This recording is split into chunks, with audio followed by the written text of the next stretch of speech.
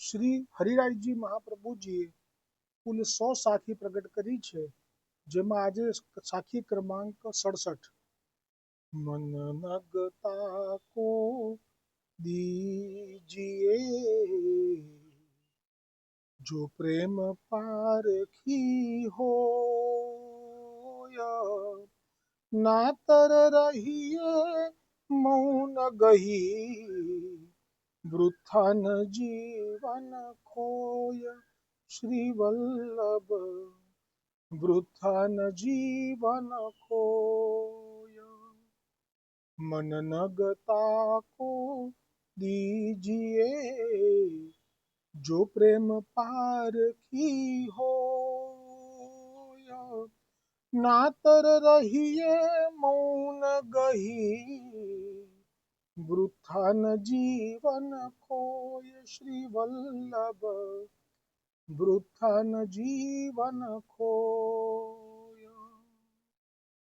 હરિરાયજી કહે છે કે પુષ્ટિ માર્ગ એ બધા માટે નથી. એ લીલાના જે જીવો હતા, જે સારસ્વત કલ્પના જીવો, જે પડ્યા પછી આજે કેટલા વખતે અવસર આવ્યો છે આ વૈવસ્વત મન્વંતરમાં, શ્વેત વારાહ કલ્પમાં, વળી પાછા મહાપ્રભુજી વલ્ભાચાર્યજી પધાર્યા છે. અને આપે જે શ્રમ લીધો છે એ આપના જીવો માટે લીધો છે, નહીં કે બધા માટે. જે આપના જીવો છે એમણે એટલું તો વિવેક રાખવો જોઈએ કે એમનું મન એ જેને તેને ન આપવું જોઈએ. પણ જો એ મહાપ્રભુજી, શ્રી ગુસાઈજી, શ્રી યમુનાજી, શ્રી ગિરિરાજ મહારાજ વૈષ્ણવોને પ્રેમ કરનારો હોય તો એને આપવું જોઈએ. અને જો એવો કોઈ ન દેખાય તો ના તો રહીએ મૌન, તો ચૂપ રહેવું જોઈએ. વૃથાના જીવન ખોઈ. જીવન ખોઈ એટલે કે તમને, જો તમે સામે પ્રેમી નહીં હોય અને તમે તમારું આ હૃદયની વાતનું વર્ણન કરશો તો એવું પણ બની શકે કે તમારું જીવન ખોય એટલે કે તમને એવો આઘાતજનક જવાબ મળશે કે તમે પછી જીરવી નહીં શકો એટલે તમને જીવન ખોવી દેવા જેવું દુઃખદ લાગશે. તો બે પ્રસંગ છે આમાં. એક તો જ્યારે બિરબલને એના પુરોહિત, બિરબલ પુરોહિત હતા, બિરબલનો પુરોહિત ચિત્ત સ્વામી હતા. તો ચિત્ત સ્વામી બિરબલને ત્યાં એક વખત ગયા તો પુરોહિત આવ્યા, એ રીતે જેટલું સન્માન થાય બધું આપ્યું. પણ ચિત્ત સ્વામી હવે સેવક થયા હતા, હવે જાણતા હતા ગુસાઈજીનું સ્વરૂપ. એટલે એમણે સવારના વહેલા ઉઠી અને સ્નાન ઇત્યાદિ ક્રિયા કરી અને પછી આપે એક જે કીર્તન ગાયું હતું કે એહી તેહી તેહી એહી કછું ન સંદેહી, શ્રી વિઠ્ઠલનાથજી માટે.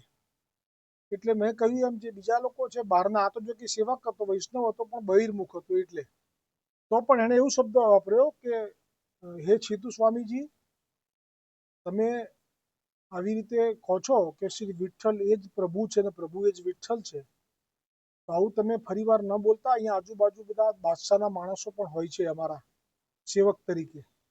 જો એ સાંભળી જશે ને તો એ જો બાદશાહને કહી દેશે ને તો તમને બાદશાહ બહુ મોટો દંડ આપશે. એટલે તરત જ બિરબલ પારખી ગયો. કહ્યું ને આમાં કે મન નગ તાકો દીજીએ જો પ્રેમ પારખી હોય.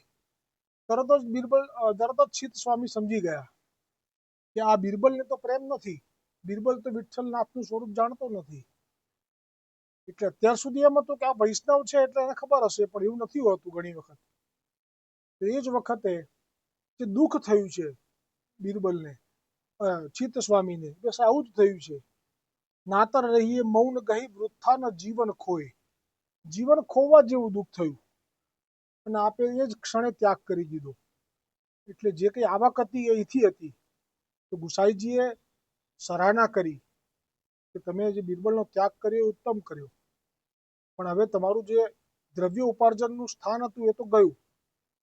તો હવે તમને હું એક કાગળ લખી આપું છું, એ પેલા ગુજરાતના પટેલ વૈષ્ણવો છે એમની પાસે જશો એટલે તમારું બધું એ સિદ્ધ કરી દેશે.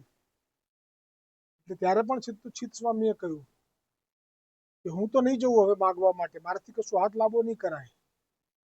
પછી ગુસાઈજીએ એ લોકોને કહ્યું પત્ર લખીને કે તમને યોગ્ય લાગે મોકલી આપજો.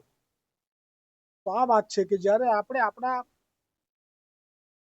સૃષ્ટિ માર્ગના આપણા જે પ્રભુ છે એમને અનન્ય રીતે ભજીએ છીએ ને અન્ય લોકોનો ત્યાગ કરીએ છીએ તો પણ દ્રવ્ય ઉપાર્જનમાં મુશ્કેલી નથી આવતી. એ કૃપા કરે છે અને બધી વ્યવસ્થા કરે છે. પણ જો ત્યાગ ન કરે અને એ શ્રવણ કરે આવી નિંદા, તો પછી બે બગડે છે. નથી મળતા શ્યામ, નથી મળતી માયા. એવો આ પ્રસંગ છે. એટલે કહ્યું નાતર રહીએ મૌન. ને બીજો પ્રસંગ આવે છે પેલો મીરાબાઈ, જેમનો પુરોહિત રામદાસ એ પણ મહાપ્રભુજીનો સેવક હોય છે. મીરાબાઈ તો મર્યાદા માર્ગીય ભજન કરે, એને કઈ ખબર ના હોય કે મહાપ્રભુજી એ કોણ છે, સ્વામિનીજી છે. એટલે એક વખત કહ્યું કે તું કીર્તન કર. તો રામદાસજીએ કીર્તનના મહાપ્રભુજીના કીર્તન શરૂ કર્યા. એટલે મીરાબાઈએ તરત જ કહી દીધું કે મેં તો ઠાકોરજીના કીર્તન કરવાના કીધા, જા તું કોના કરવા બેઠો. તો એ વખતે બહુ દુઃખ થયું અને કહ્યું કે આ ખસમ, હું તારા ખસમના કીર્તન નથી કરતો, આ ઠાકોરજીના જ કરું છું. એમ કરી અને રાડ, મેં તારો ત્યાગ કર્યો. એમ કરીને એમણે પણ પોતાનું ઘર આખું ખાલી કરી દીધું.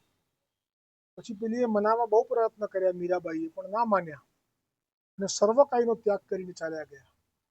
એટલે કહ્યું છે કે મન નગ તાકો દીજીએ જો પ્રેમ પારખી હોય, નાતર રહીએ મૌન ગહી વૃથા ન જીવન ખોય. બાકીની રહેલી સાખી આગળનો ક્રમાંક 68મો આવતીકાલે આવશે.